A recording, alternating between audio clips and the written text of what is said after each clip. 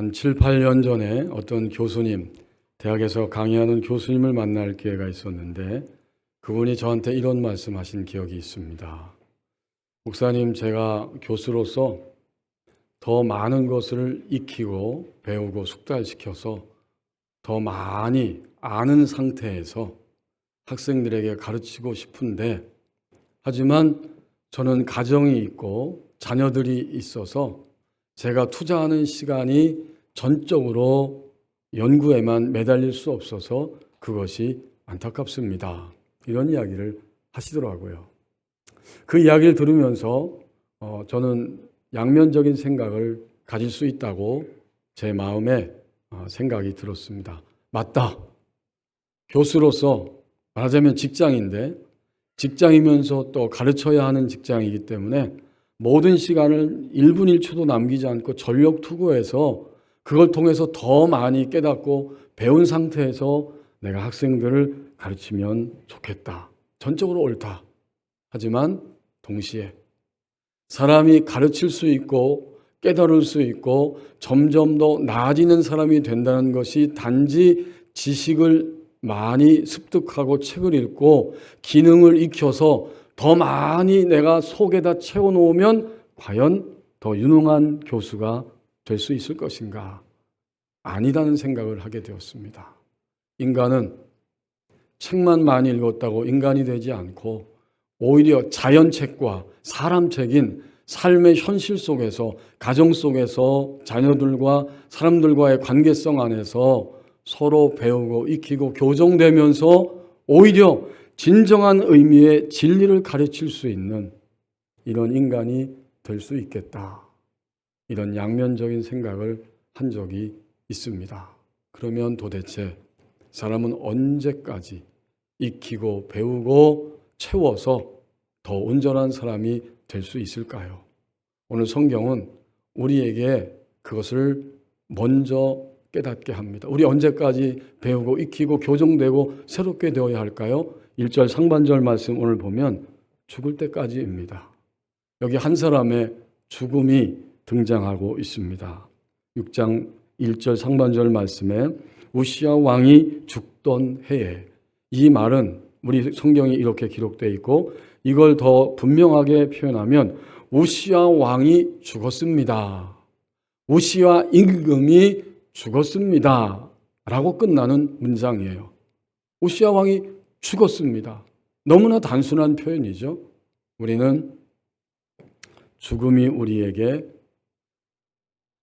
다가올 때까지 자신을 교정하고 새롭게 할 수 있는 기회를 오늘도 맞이하고 있습니다. 죽으면 더 이상 교정될 필요도 없고 교정될 수조차 없는 것이 인간의 현실이죠. 오늘 이사야 6장 1절 상반절에서 20명의 남쪽 유다의 왕 가운데 10번째 왕인 우시야가 드디어 죽었습니다 라고 선지자의 입을 통해서, 그리고 이사야 선지자 자신이 이 말씀을 기록하면서 이 모습을 보여주고 있습니다. 이사야는 이사야서 1장 1절 말씀을 보면 언제 선지자의 사역을 시작했느냐? 우시야 왕 때입니다. 우시야 왕 때에 선지자로 부름을 받아서 사역을 시작했는데 우시야 왕이 죽었다라고 마지막 한 사람, 한 인간의 생애를 종점을 찍는 장면까지 목도하게 되었습니다.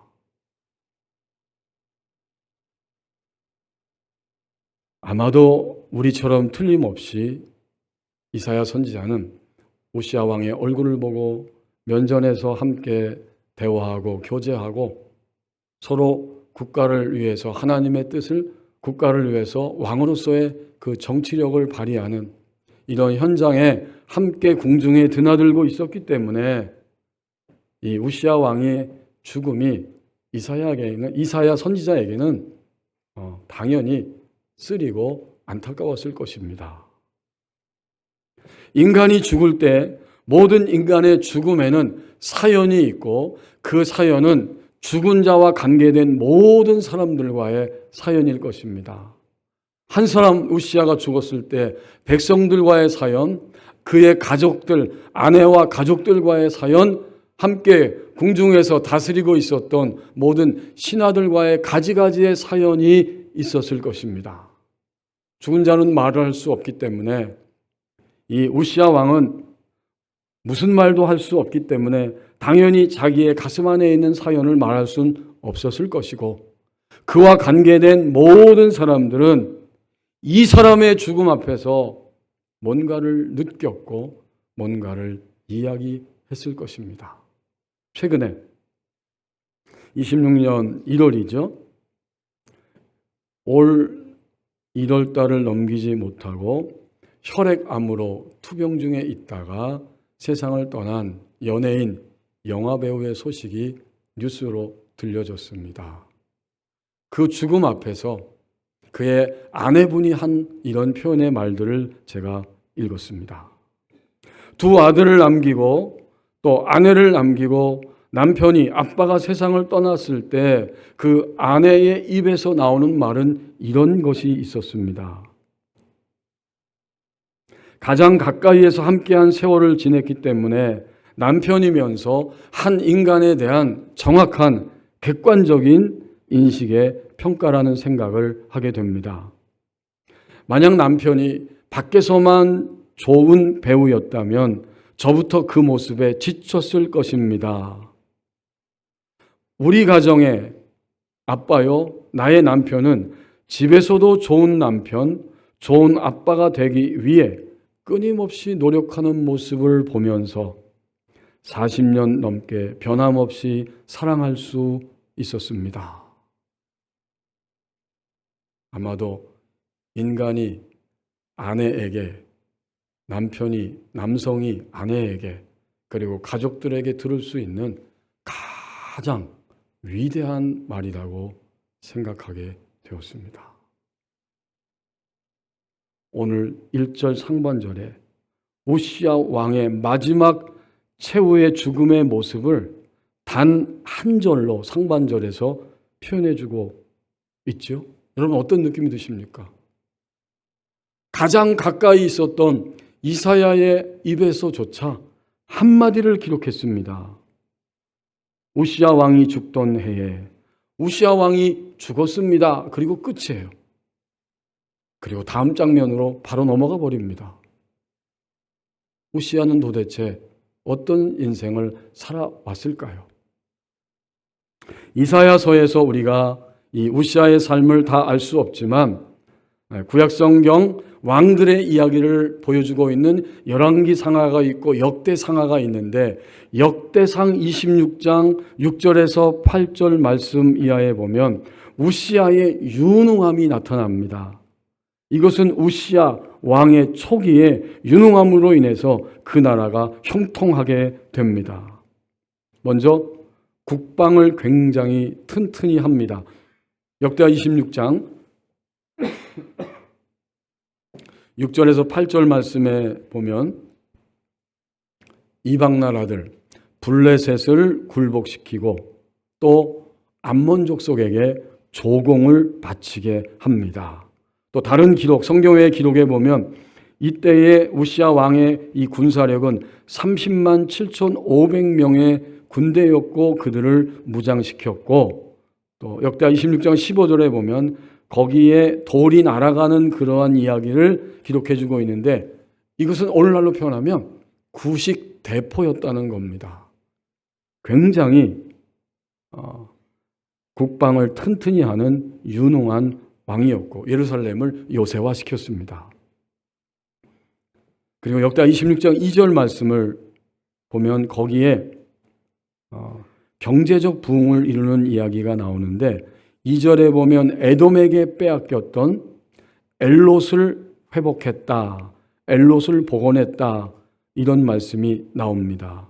이 엘롯은 바로 솔로몬 왕이 해상 활동의 본거지로 삼았던 지역이고 현재 홍해의 아카바만 북쪽에 있는 항구 도시입니다. 국제 해상 무역의 허브가 될 수 있는 이 요충지, 바로 이곳을 그는 다시 복원시켜 확보할 수 있었습니다. 뭘까요? 나라의 경제가 점점 활력을 얻을 수 있게 한 것입니다. 저는 아직 못 가본 동네지만 싱가포르나 또는 두바이나 홍콩 같이 이게 항로와 해로가 있고 육로가 있는 이러한 해상도시, 허브, 중심 도시가 되었던 것입니다. 이것을 통해서 경제가 활력을 얻었고 또 역대하 26장 10절 말씀에 보면 가장 기본 산업인 농업과 가축업으로 경제를 안정시켰습니다. 그래서 15절에 역대하 26장 15절에 그의 왕으로서의 여정을 이렇게 한마디로 표현합니다. 그의 이름이 멀리 퍼졌다. 우시아는 유능한 왕이었습니다. 자신도 백성도 국가도 경제적 부흥을 일으키고 국방력을 통해서 튼튼하게 나라를 세워가는 유능한 왕이었습니다. 이게 초기의 우시아의 형통함이에요. 그러나 애석하게도 그의 그 모든 것들이 끝까지 시종일 변함없이 진행되지는 못했다는 사실을 또 하나의 사건을 통해서 우리는 보게 되는데 역대하 26장 이제 15절부터 마지막 절까지의 그 내용들이 드러나고 있습니다. 그의 말년이 다가올수록 그는 교만함으로 인해서 악을 행하게 되는데 성전에 들어가서 제사장들만이 할 수 있는 그런 분향을 자신이 하려고 시도를 합니다. 모세를 통해 주신 율법의 말씀에 의하면 아침 저녁으로 제사장만이 하나님 앞에 분향을 드리는 일을 하게 되어 있는데 자신이 그 일을 행함으로 문둥병 나병 환자가 되고 심판을 받으며 마지막 남은 인생은 홀로 한 곳에 격리되어서 자신의 인생의 죽음을 맞이하게 됩니다. 대제사장만이 그 일을 해야 함에도 불구하고 우시아는 이 사실을 알면서도 그것을 시도했습니다. 여러분 한번 대답해 보십시다. 왜 모든 것을 다 가진 절대 권력자인 우시아가 이 일을 행하려고 했을까요? 우시아는 다른 모든 것들은 다 자기가 하고 있는데 저 제사장들이 성전에 들어가서 하나님께 분향하며 제사하는 것을 보면서 그의 마음 가운데 불타는 욕망이 솟아오르게 되었던 것입니다. 절대 권력을 가지고 있는 내가 그것을 하고 싶다. 그것을 해야 한다. 내가 그것마저도 내 수하에 있게 해야 한다.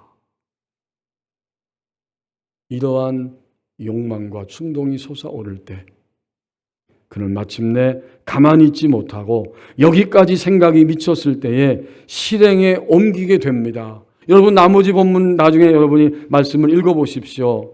역대하 26장 16절부터 23절까지의 말씀에 생생하게 나오게 됩니다. 그는 몸을 움직여 성전으로 뛰어 들어가서 그 일을 자신이 행하려고 할 때에 대제사장 아사랴와 80명의 제사장들이 외칩니다. 하나님을 거역하는 범죄이기 때문에 성소에서 나가라. 성소에서 나가십시오. 이 말을 들었을 때 그는 거기서 멈춰야만 했습니다. 아직은 기회의 시간이기 때문에. 그러나 그는 결코 멈추지 않았고 멈출 수도 없었습니다. 그가 달려들어서 손으로 향로를 두 손에 붙잡고 제사장이 해야 할 일을 자신이 하기 위해서 전진하고 돌진하는 순간에 그의 이마에 심한 피부병인 나병이 발병하게 되고 자신도 충격을 받고 그리고 제사장들도 충격을 받으면서 그를 거기서 밖으로 몰아나게 되고 그 이후에 결코 집안에서 궁정에서 살지 못하고 홀로 떨어진 분리된 공간에서 나병을 몸몸에 품고 있다가 마침내 비참한 최후를 마치게 되었습니다. 역대하 26장 22절에 보면 이렇게 말씀이 나옵니다. 우시아의 남은 일들, 행적은 아모스의 아들 선지자 이사야가 기록하였다. 여러분 이상하지 않습니까? 이사야 선지자가 왕과 교제하고 조언하고 충고하고 교제하며 궁중을 드나들었을 텐데 그가 나병 환자가 되어서 홀로 살아가고 있을 때 어떤 투병 생활을 했는지 그의 남은 모든 행적은 이사야 선지자가 기록을 하였다. 그런데요, 이제 오늘 본문으로 다시 돌아와서 이사야 6장 1절 상반절 말씀을 보십시오.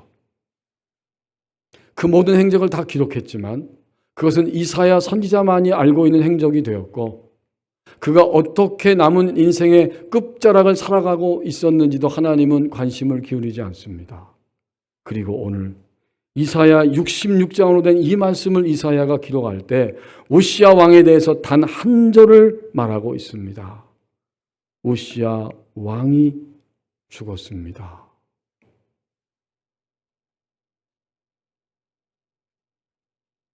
이 모든 여정을 우리가 생각하면서 어떤 의미가 있다고 생각하십니까?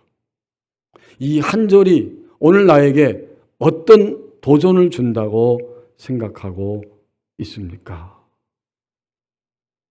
나에게 다가온 죽음의 현실은 나를 발견하는 기회입니다. 우시아의 실패는 자신의 책임입니다.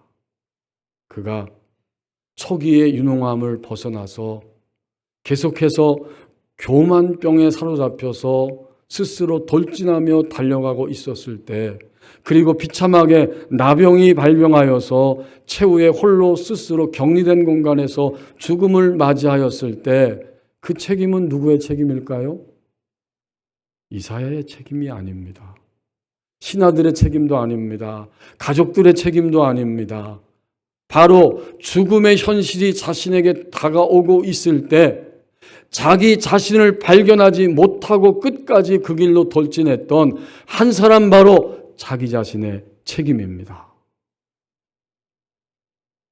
우리가 오늘을 살아갈 때 나에게 만약 죽음의 현실이 다가오고 있다면 이것 때문에 저것 때문에 이 일 때문에 이 사건 때문에 죽음의 현실이 다가왔을 때 그것은 무엇이냐면 바로 하나님을 믿는 우리들이기 때문에 하나님 앞에서 나 자신의 실상을 발견할 수 있는 기회입니다. 아무도 대신해 줄 필요도 없고 대신해 줄 수도 없습니다.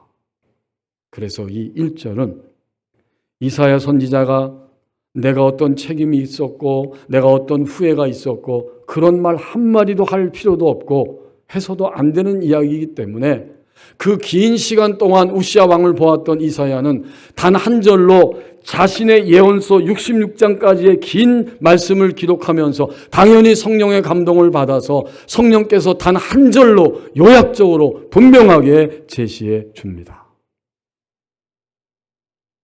교만은 누구의 책임일까요? 교만은 철저하게 교만한 사람 자신의 책임입니다. 우리 법원인은 제가 22년 전에 왔을 때나 지금이나 변하지 않는 사실 딱 하나가 있더라고요. 그게 뭔지 아십니까? 주변에 도로도 확보되고 이것저것 조금씩 변하기도 했어요. 그러나 여전히 21세기에 한낮에 탱크가 지나간다는 사실입니다. 저 잘 도로가 확보됐는데 탱크들이 그 56번 국도를 막 돌진하면 차가 막히고 복잡하고 조금 마음이 편치 않게 느낄 수도 있습니다. 앞에 여러 대의 군대 차량이 먼저 앞에 서서 호위를 하고 조심하라 이거죠. 탱크가 지나가니까 사고 나면 안 되는 거예요. 저는 그 모습을 이렇게 운전하면서 보았습니다.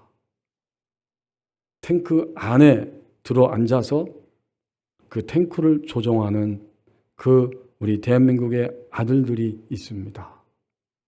그들은 탱크 속에 갇혀서 자기가 보고 있는 앞부분 외에는 앞으로 나가는 탱크의 방향, 그 부분 밖에는 볼 수 없을 것입니다. 그러면 자기가 보는 게 다예요.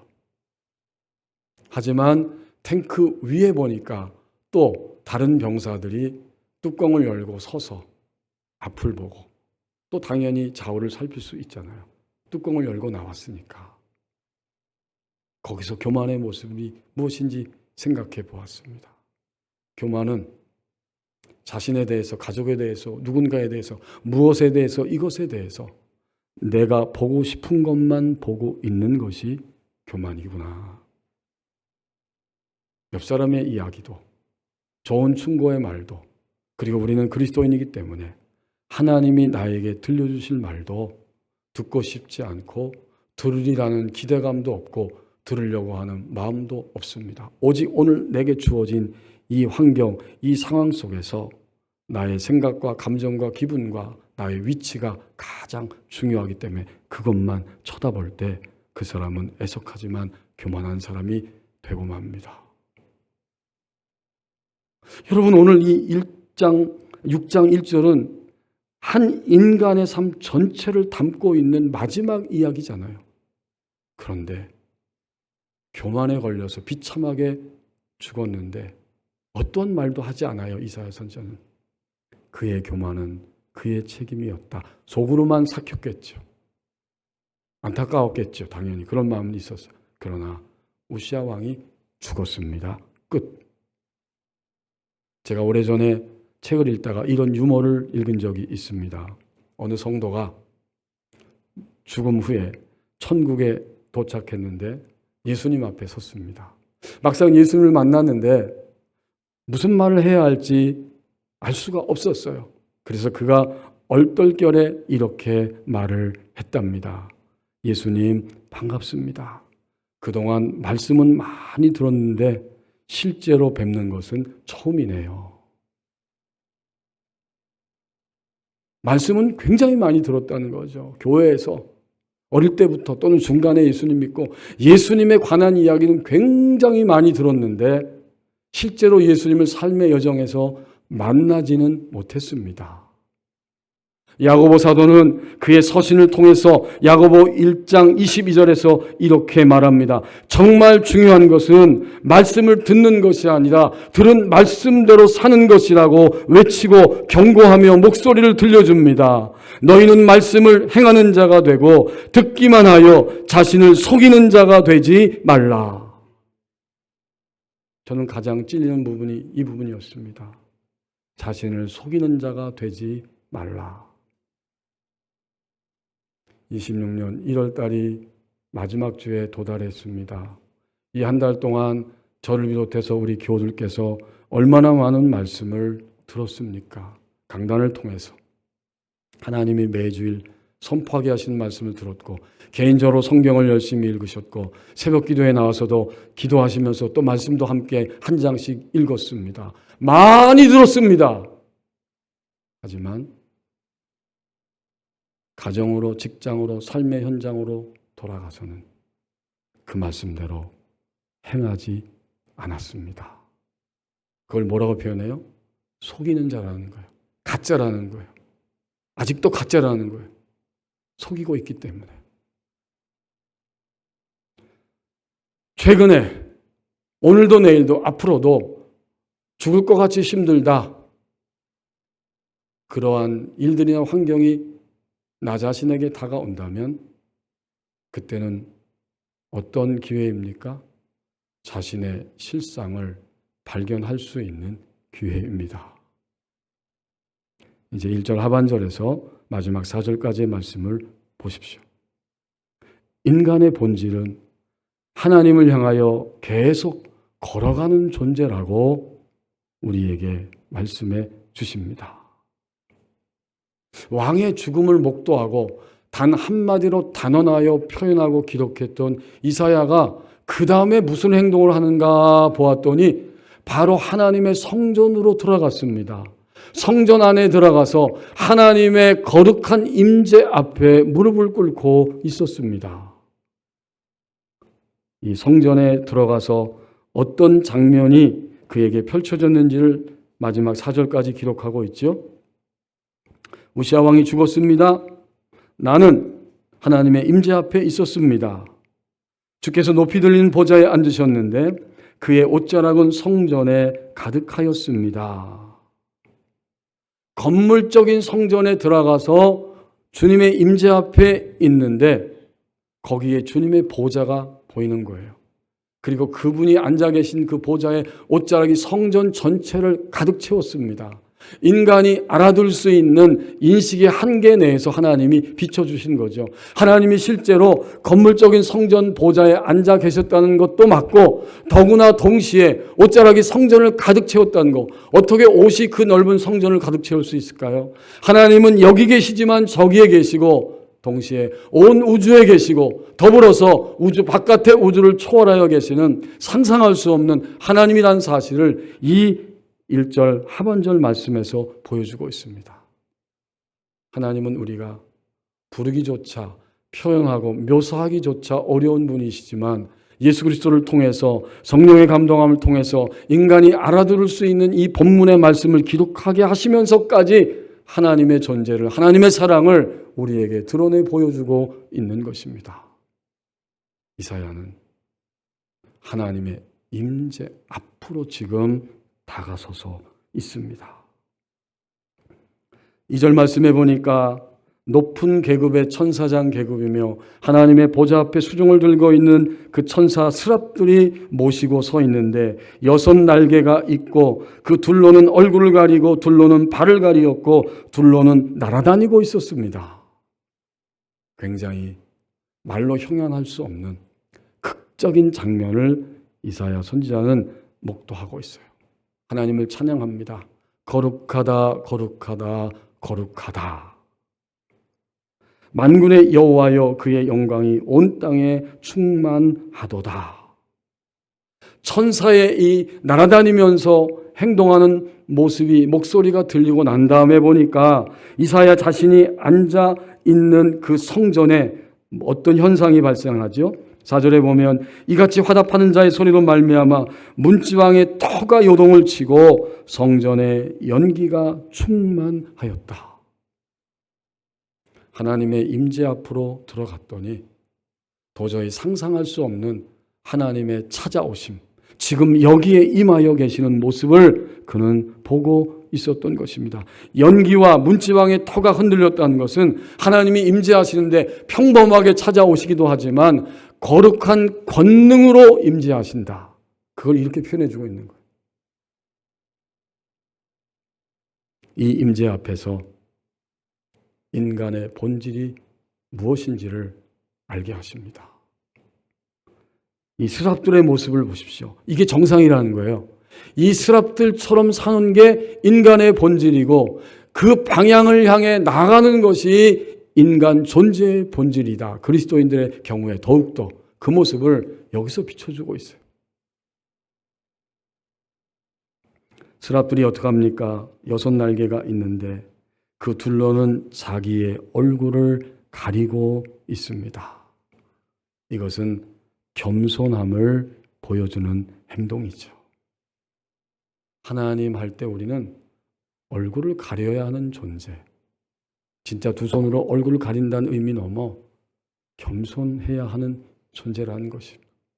하나님을 믿는 사람들은 정상적이라고 하면 겸손해야 하는 것이다. 얼굴을 가리었어요. 그 다음 둘로는 무엇을 가리었어요? 그 둘로는 자기의 발을 가리었다. 이 발을 가리었다는 것은 자신의 발을 인간이 알아둘 수 있게 이렇게 표현한 거잖아요. 이것은 하나님을 섬기는 봉사의 존재, 그가 바로 인간이라는 것을 알려줍니다. 봉사한다는 것이 청소하는 것, 주방 봉사하는 것, 뭐 이렇게 저렇게 섬기는 것 다 포함되는 거예요. 그게 정말 오늘도 우리 법원입교회 안에 성도님들이 봉사하고 계신 거예요. 귀한 봉사입니다.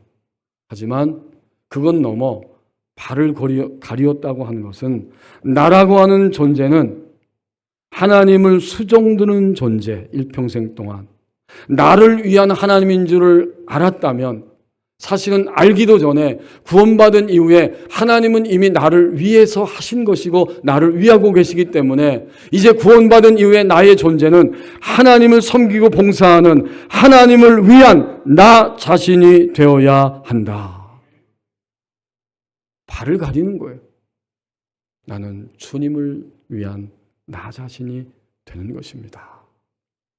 우리 어린 자녀들에게, 사춘기의 자녀들에게, 청장년층에 있는 우리의 자녀들에게 어릴 때부터 우리는 이걸 분명히 삶으로, 믿음으로 보여주는 것이 부모의 책임이죠. 인간은 어떤 존재냐면 하나님이 이제 온전히 전적으로 나를 위해 주셨기 때문에 나도 하나님을 위한 존재로 사는 거야. 이 한 가지만 뚜렷하게 알려준다면 자녀들은 사춘기를 지나고 인생에 도전이 있을지라도 휘청거릴 수는 있지만 쓰러지지는 않을 것입니다. 스랍들은 감히 얼굴을 가릴 수밖에 없었고, 스랍들은 너무나 당연히 발을 가릴 수밖에 없었습니다. 이것이 인간 존재의 본질이라는 것을 이렇게 보여주고 있는 거죠. 세 번째 행동을 보십시다. 그들은 이제 서로 불러 교창하면서 화답하면서 3절에서 거룩하다 거룩하다 거룩하다 만군의 여호와여 그의 영광이 온 땅에 충만하도다 하더라.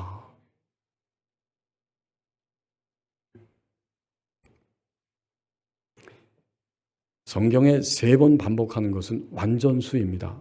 완전하다는 거예요. 하나님의 거룩성이 완전하다는 것을 보여주면서 우시야와 그 시대 백성들과 신하와 대신들을 비롯해서 그 시대의 왕을 비롯한 많은 사람들이 불결하다, 불결했다라는 것을 이렇게 심판의 언어로 표현해주고 있죠.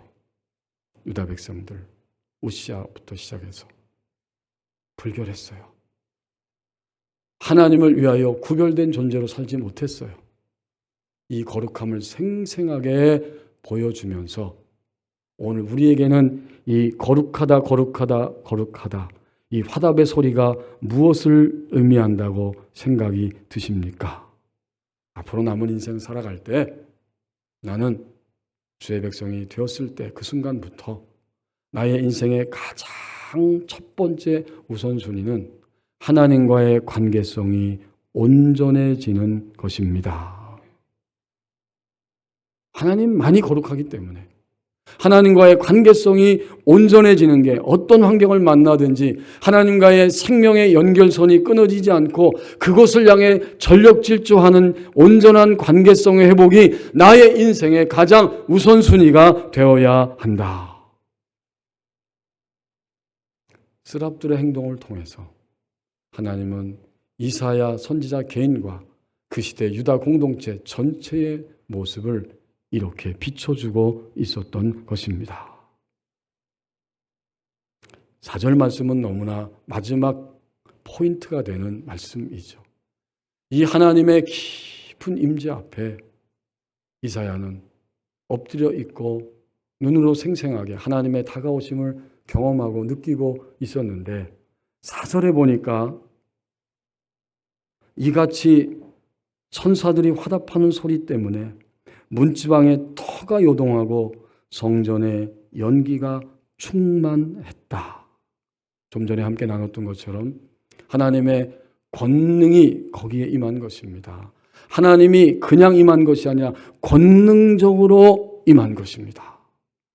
이제 이사야는 성전에 들어가서 모든 것이 다 그 순간에 정리가 됐습니다. 그리고 다시 일어서서 자신에게 주어진 생애를 향해 달려갈 수 있는 생명의 능력으로 공급된 것입니다. 우리는 사실 매주 감사하게도 이런 축복의 삶을 사는 하나님 백성이 되었잖아요. 언제? 개인적으로도 하나님의 임재 앞에 들어가지만 공동체적으로 모든 교우들이 주의 몸된 교회 앞에서 주님이 부활하신 우리 주님의 날, 부활하신 그날에 모여 함께 예배할 때 하나님의 임재 안에 들어와 있는 것이죠. 우리 오늘도 하나님의 임재 안에 들어왔어요. 예배를 다 마치고 찬양하고 기도하고 말씀 듣고 헌금도 드리고 이제 전적으로 하나님을 위한 나 자신이 됨을 고백하며 이렇게 예배드리고 저 문을 열고 나서는 순간 우리는 정리된 상태로 나서는 것이고, 정리가 되었기 때문에 새로운 감격과 힘을 가지고 우리의 삶의 현장으로 나가게 됩니다. 이게 정상이라는 거예요. 그리스도인의 삶의 정상이 이런 거라는 겁니다. 그래서 문지방에 터가 요동하고 하나님의 충만한 임재로 연기가 가득가득 채워질 수 있었습니다. 이사야 선지자가 부럽지 않습니까? 지난주 예배 마치고 문을 열고 나가면서 우리는 어떻게 나갔습니까? 오늘도 우리가 공적인 예배를 마치고 나갈 때 모든 것이 정리됐어요. 방향을 알고 깨닫게 하시기 때문에. 그리고는 희망으로 채워져서 무엇이든지 주와 함께 주를 위하여 나는 행할 수 있고 감당할 수 있고 나에게 주어진 현재적 하나님 나라를 살아갈 수 있습니다. 이 동력이 우리 안에 그대로 입혀지는 거죠.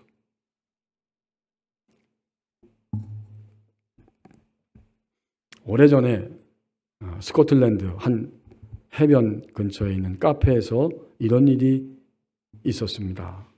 해변에서 일하던 어부들이 일을 마치고 이제 카페에 와서 이야기를 주고받고 있었습니다. 자신이 가장 큰 물고기를 잡았다는 이야기죠. 한 사람이 앉아가지고 팔을 쭉 뻗으면서 이렇게 큰 물고기를 자기가 잡았다고 자랑하고 있는 순간 시중 드는 사람이 그 쟁반을 들고 주전자를 들고 왔는데 거기에 꽝 부딪히면서 주전자가 확 날아가 벽에 부딪히게 됩니다. 그 흰 백색의 벽이 다 물들어서 망가진 거죠. 주인이 급하게 달려와서 벽을 다 살펴본 다음에 어쩔 수 없이 이 벽을 다 전면 보수해야겠다 투덜거리며 이야기하고 있는데 그 오른쪽에 앉아있던 한 사람이 일어나서 이렇게 이야기합니다. 제가 혹시 이 벽 위에 그림을 그릴 수 있을까요? 주인이 그 말을 듣고 잠깐 생각하다가 어차피 손해볼 것은 없겠다 하고 그림을 그리라고 허락을 해줍니다. 그러자 이 사람은 자기의 소지품 안에서 붓을 꺼냅니다. 그리고는 선을 그리고 색을 입히기 시작했습니다. 얼마 지나지 않아 거기에 화려한 뿔을 가진 숫사슴이 등장했습니다. 주인이 놀라서 살해를 하려고 하니까 괜찮다고 하며 찻값을 지불하고 나가버렸습니다. 그리고 아주 잠시 후에 뭔가를 잊어버렸다는 듯이 들어와서 행동을 하는데 그 벽화 위에 자신의 이름을 기록해 놓았습니다. 자기 서명을 한 거죠. 그 이름은 에드윈 렌시어였습니다. 그는 유명한 야생동물 화가였습니다. 화가의 손에서 망쳐졌던 벽화가 새롭게 아름답게 다시 재생되었다면 하나님의 오늘 본문을 통해서 우리에게 분명히 알려주시기를 원하십니다. 하나님의 손길 안에서 우리는 위대한 하나님의 손길 안에서 새로운 존재로 새롭게 출발할 수 있습니다. 인간의 본질은 계속해서 하나님을 향해 걸어가는 존재라는 것을 우리에게 말씀해 주십니다. 기도하겠습니다.